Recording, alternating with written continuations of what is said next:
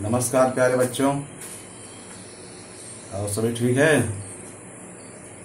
जैसा कि आप सभी लोग जानते हैं कि इस समय कोविड-19 की जो महामारी है पूरे देश में चल रही है और विद्यालय खुल नहीं रहे हैं और सितंबर का महीना चल रहा है, इसलिए लोग जो पढ़ाया जा रहा है आप सभी लोगों को, उस पर आप सभी लोग ध्यान दें।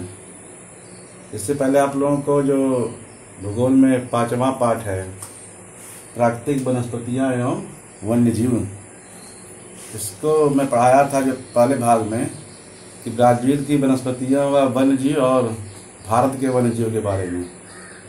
आज आप लोगों को आगे पढ़ाने जा रहा हूँ, आप लोग ध्यान से देखेंगे इसको और समझेंगे इसको। आइए देखते हैं ब्लैक बोर्ड पर हम लोग क्या दिया गया है। सबसे पहले यहाँ पर दिया है कि ब्राज़ील का उत्तरी भाग घने वनों से आच्छादित है। आच्छादित माने क्या होता है? घिरा हुआ है, घने वनों से घिरा है। ब्राज़ील का उत्तरी भाग घने वनों से घिरा है। इसके क्या कारण है? पहला रीजन यह है कि ब्राज़ील के उत्तरी भाग में अमेजन नदी के मैदान में वार्षिक औसत वर्षा लगभग 2000 मिलीमीटर और वार्षिक औसत तापमान लगभग 28 डिग्री सेल्सियस पाया जाता है। पहला पॉइंट है, ब्राज़ील के उत्तरी भाग में अमेजन नदी के मैदान में वार्षिक औसत वर्षा लगभग कितना है? 2000 मिलीमीटर और वार्षिक औसत तापमान लगभग 28 डिग्री सेल्सियस पाया जाता है। दूसरा पॉइंट है, ब्राज़ील के उत्तरी भाग में सामान्यतः वर्ष भर पर्याप्त वर्षा और सूर्य का प्रकाश मिलता है।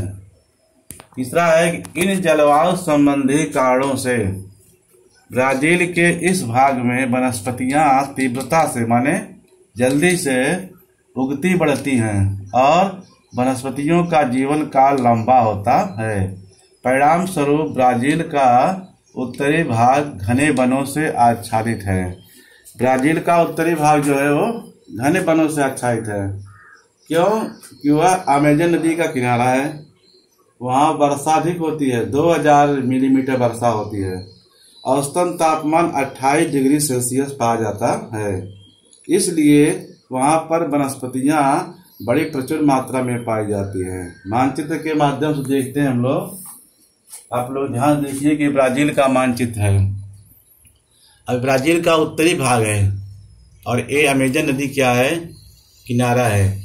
तो यहाँ पर पूरे साल भर वर्ष भर जो है पर्याप्त मात्रा में वर्षा होती है। क्योंकि वर्षा अधिक क्यों यहाँ होती है? यहाँ पर विषुवत रेखा गुजरती है। कौन रेखा? विषुवत रेखा के समीप होने के कारण यहाँ पर तापमान अधिक रहता है और पूरे वर्ष भर वर्षा होती है। तो जहाँ वर्ष भर अधिक वर्षा होती है वहाँ पर वनस्पतियाँ बड़े पैमाने पर पाई जाती हैं। इसके साथ साथ यहाँ पर 2000 मिलीमीटर वर्षा होती है, क्योंकि यहाँ पर अमेजन नदी है और औसतन वार्षिक तापमान यहाँ कितना है? 28 डिग्री सेल्सियस रहता है। इसके लिए उत्तरी अमेरिका में जो है घने वन पाए जाते हैं। यहाँ पर देखिए आप सभी लोग, विषुवत रेखीय वन है। जैसे यहाँ दिया गया है विषुवत रेखीय वन, तो ये विषुवत रेखीय वन है। ये ब्राज़ील के केवल उत्तरी हिस्से में पाए जा रहे हैं, क्योंकि यहाँ वर्षा की मात्रा क्या है? सबसे अधिक है। आप लोग देखिए नीचे अलग कलर दिखाई दे रहा है, इसके जो है उत्तर पूर्व में अलग कलर दिखाई दे रहा है, बराबर। ये दलदली क्षेत्र है, यहाँ अलग कलर दिखाई दे रहा है। तो यह रीजन है कि ब्राज़ील का उत्तरी भाग घने वनों से आच्छादित है। क्यों आच्छादित है? पहला पॉइंट, यहाँ 2000 मिलीमीटर वर्षा होती है। यहाँ औसतन तापमान कितना है? 28 डिग्री सेल्सियस है, बराबर। क्योंकि यह विषुवत रेखा के समीप है, यहाँ भारी बारिश होती है प्रतिवर्ष। माने कि विषुवत रेखा पर सूर्य की लंबवत पड़ती है सीधी, इसके लिए पूरे वर्ष भर तापमान ज्यादा होता है और वर्ष भर बारिश होती रहती है। इसके लिए यहाँ पर घने वन पाए जाते हैं। ब्राज़ील का उत्तरी भाग घने वनों से आच्छादित माने घिरा हुआ है। इसके 3 कारण हैं, 1, 2 और 3। यह 3 कारण हैं जिसके कारण यहाँ जो है अधिक वन पाए जाते हैं। पहला है कि ब्राज़ील के उत्तरी भाग में अमेजन नदी का मैदान में वार्षिक औसत वर्षा लगभग 2000 मिलीमीटर और वार्षिक औसत तापमान कितना है, लगभग 28 डिग्री सेल्सियस पाया जाता है। नंबर 2, ब्राजील के उत्तरी भाग में सामान्यतः वर्ष भर पर्याप्त वर्षा और सूर्य का प्रकाश मिलता है। जब पूरे साल भर वर्षा होती है और सूर्य का प्रकाश यहाँ मिलता है। तीसरा है कि इन जलवायु संबंधी कारणों से ब्राजील के भाग में वनस्पतियाँ तीव्रता से उगती बढ़ती हैं और वनस्पतियों का जीवन काल यहाँ लंबा होता है। परिणाम स्वरूप ब्राजील का उत्तरी भाग घने वनों से आच्छादित है। ये 3 रीजन इसके हैं। आगे देखते हैं, ब्राजील में कीड़े मकोड़ों की संख्या अधिक है। नंबर 1 पॉइंट, ब्राजील में कीड़े मकोड़े मुख्यतः घने वनों, घास वाले प्रदेशों तथा दलदली प्रदेशों में पाए जाते हैं। नंबर 2, वृक्षों की पत्तियां, घास, फूलों का रस आदि कीड़े मकोड़ों के खाद्य पदार्थ हैं। तीसरा है, ब्राजील के उत्तरी भाग में घने वर्षा वन, पेराग्वे, पराना नदियों के मैदान में घास वाले प्रदेश तथा पेंटानल में दलदली प्रदेश पाए जाते हैं। इस कारण ब्राजील में कीड़े मकोड़े की संख्या अधिक है। ब्राजील में कीड़े मकोड़े अधिक है, कहाँ दिख पाए जाते हैं, मुख्यतः दलदली क्षेत्र। कहाँ पर, जो दलदली क्षेत्र है वहाँ पर कीड़े मकोड़े मिलते हैं, क्योंकि जो वनस्पतियों के फूल है उसके रस जो है वह कीड़े मकोड़ों के खाद्य पदार्थ होते हैं, उसको लोग कीड़े मकोड़े खाते हैं, बराबर। और उसके नीचे जो है पराग्वे और जो पराना नदी का मैदानी क्षेत्र है वहाँ पर बड़े पैमाने पर कीड़े मकोड़े पाए जाते हैं। अब देखते हैं मानचित्र में, यहाँ पर ये देखिए प्यारे बच्चों, ये पेंटानल यानी दलदली क्षेत्र है। क्या है, दलदली क्षेत्र है। ऊपर सवाना है, सवाना माने क्या होता है, घास के प्रदेश। क्या होते हैं, घास के प्रदेश। नीचे पराना और पराग्वे का मैदानी क्षेत्र है। इसके लिए यहाँ पर कीड़े मकोड़ों की संख्या अधिक होती है, क्योंकि यहाँ पर घास बड़े पैमाने पर पाई जाती है। सवाना यानी घास का प्रदेश, इसलिए जो घास होती है वो कीड़े मकोड़ों के जो है खाद्य पदार्थ है। उसके फूल जो होते हैं, फूलों जो रस होते हैं, इसको बड़े पैमाने पर कीड़े मकोड़े खाते हैं। यही कारण है कीड़े मकोड़े यहाँ बड़े पैमाने पर पाए जाते हैं, यही रीजन है, बराबर। आप लोग समझ लीजिए, पेंटानल यानी दलदली क्षेत्र है ब्राजील का। क्या है, दलदली क्षेत्र है। और ये क्या है, जहाँ अधिक बड़े पैमाने पर वन पाए जाते हैं। अधिक वर्षा हो रही है उसकी अपेक्षा वर्षा यहाँ पर कम होती है। आगे देखते हैं क्या दिया गया है कि नंबर 2, एक बार और समझ लिया आप लोग, ब्राजील में कीड़े मकोड़ों की संख्या अधिक है। क्यों अधिक है, पहला पॉइंट है, ब्राजील में कीड़े मकोड़े मुख्यतः घने वनों, घास वाले प्रदेशों तथा दलदली प्रदेशों में पाए जाते हैं। नंबर 2, वृक्षों की पत्तियां, घास, फूलों का रस आदि कीड़े मकोड़ों के खाद्य पदार्थ हैं। तीसरा है, ब्राजील के उत्तरी भाग में घने वर्षा वन, पेराग्वे, पराना नदियों के मैदान में घास वाले प्रदेश तथा पेंटानल में दलदली प्रदेश पाए जाते हैं। इस कारण ब्राजील में कीड़े मकोड़ों की संख्या अधिक है। तीसरा क्या दिया है, ब्राजील के वर्षा वनों को विश्व के फेफड़े कहा जाता है। विश्व के फेफड़े मानी जैसे फेफड़ा जो होता है, जिससे लोग सांस लेते हैं, क्या लेते हैं, सांस। ये हमारा फेफड़ा है। फेफड़ा सांस से अच्छा हम लेते हैं कब, जब हमको ऑक्सीजन की मात्रा अधिक मिलती है। ऑक्सीजन की मात्रा जब अधिक मिलेगी तो हमारा फेफड़ा क्या रहेगा, स्वस्थ रहेगा। और जब स्वस्थ रहेगा तो हम भी स्वस्थ रहेंगे। लेकिन ऑक्सीजन कहाँ ज़्यादा मिलती है, जहाँ अधिक है पेड़ पौधों।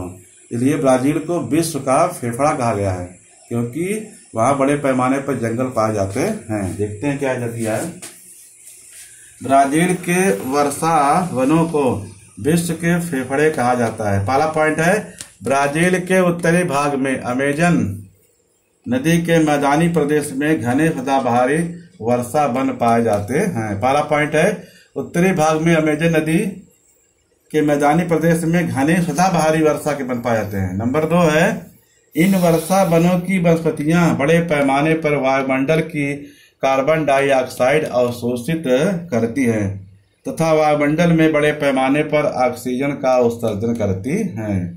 तीसरा है, इसलिए इन वनों को विश्व के फेफड़े कहा जाता है, क्योंकि ब्राजील में जो है, जो उत्तरी क्षेत्र जो है, जहाँ पर अमेजन नदी है, वहाँ पर बड़े पैमाने पर जो है वनस्पतियां पाई जाती हैं, सदाबहार वन पाए जाते हैं, सदाबहार जो विश्व में पूरे वर्ष भर हमेशा हरे भरे रहे।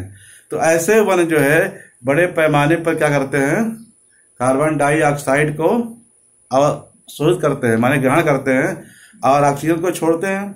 किसको? ऑक्सीजन को। तो ऑक्सीजन जो है हमारा जो है जीवन रेखा है मनुष्य की, प्राणी की। इससे फेफड़ा हमारा क्या होता है, मजबूत है। अब देखिए यहाँ पर बड़े पैमाने पर यहाँ जो है सदाबहारी वृक्ष पाए जाते हैं। सदाबहार वृक्ष जहाँ अधिक पाएंगे तो वहाँ कार्बन डाइऑक्साइड कम होगी, ऑक्सीजन का उत्सर्जन बड़े पैमाने पर होता है, बराबर। इसलिए इसको विश्व का फेफड़ा कहा गया। यहाँ पर देखिए घास के मैदान है, बराबर, जहाँ पेट्रोल मैदान है।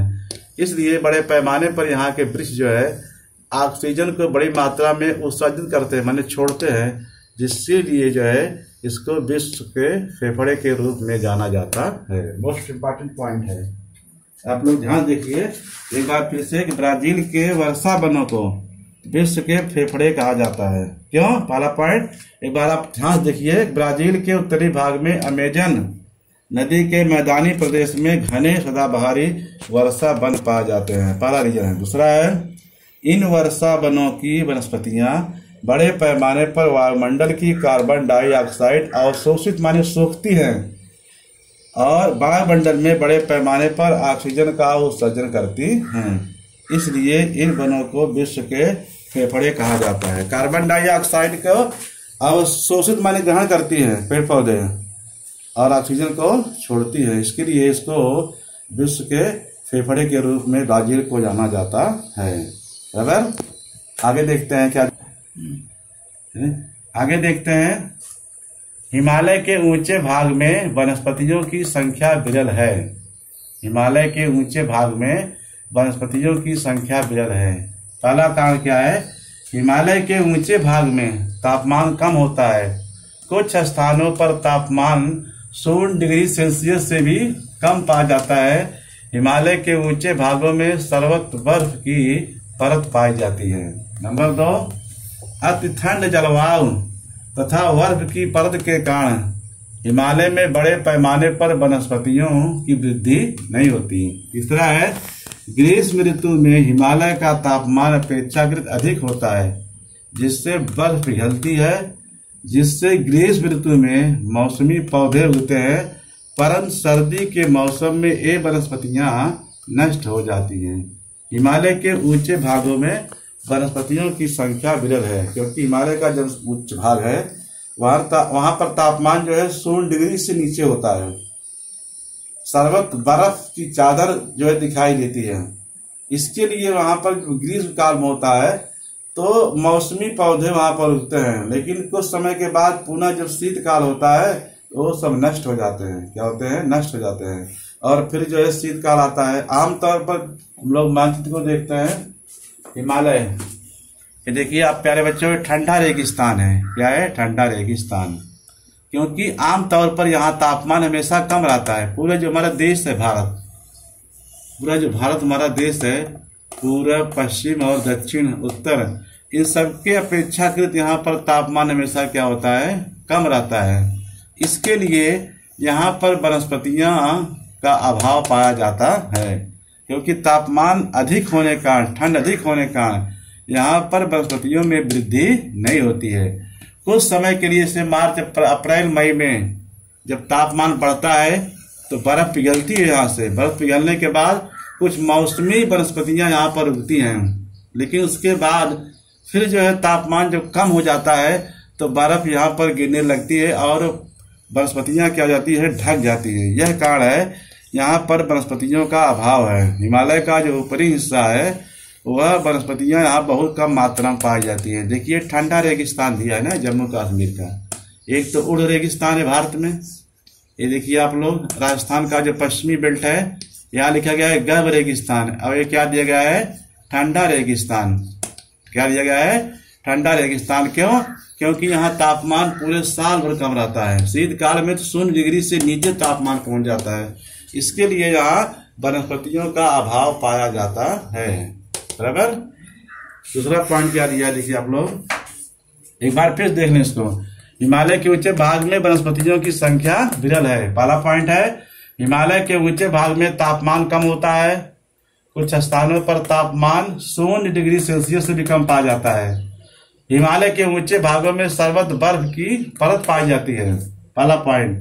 दूसरा है अति ठंड जलवायु तथा बर्फ की परत के कारण हिमालय में बड़े पैमाने पर वनस्पतियों की वृद्धि नहीं होती है। तीसरा है ग्रीष्म ऋतु में हिमालय का तापमान अपेक्षाकृत अधिक होता है, जिससे बर्फ पिघलती है, जिससे ग्रीष्म ऋतु में मौसमी पौधे उगते हैं, परंतु सर्दी के मौसम में ये वनस्पतियां नष्ट हो जाती हैं।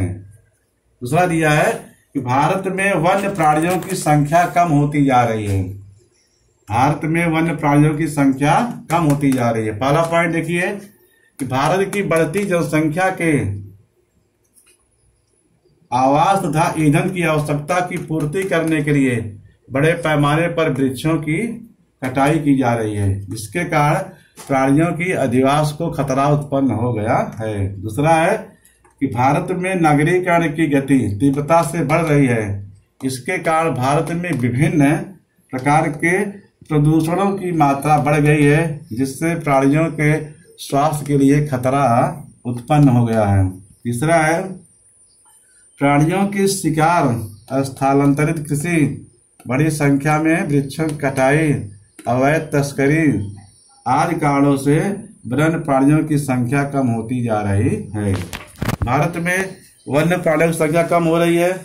आप लोग बताया गया है 3 रीजन इसके दिए गए हैं कि भारत की जनसंख्या बढ़ रही है। क्या हो रही है? जब भारत की जनसंख्या बढ़ रही है तो जनसंख्या बढ़ने के कारण लोग जो है आवास तथा ईंधन की आवश्यकता पड़ती है, तो लोग बड़े पैमाने पर जंगलों काट रहे हैं। जंगलों जब काट रहे हैं तो जो वन्य प्राणी है उनके जो है अधिवास के लिए खतरा उत्पन्न हो गया, उनके रहने के लिए खतरा उत्पन्न हो गया। क्यों? क्योंकि वहां से वन्य प्राणी जो है बाहर भागते हैं, जिससे लोग उनका शिकार कर लेते हैं। बड़े पैमाने पर जंगल काटे जा रहे हैं, अवैध तस्करी हो रही है, प्रदूषण बढ़ रहा है। जब जंगल काटेंगे तो प्रदूषण बढ़ेगा, और जब प्रदूषण बढ़ेगा तो उससे बहुत सारी चीजों का खतरा उत्पन्न हो जाएगा। एक बार फिर आप लोग देख लीजिए कि भारत में वन्य प्राणियों की संख्या क्यों कम हो रही है। पहला है कि भारत की बढ़ती जनसंख्या की आवास तथा ईंधन की आवश्यकता की पूर्ति करने के लिए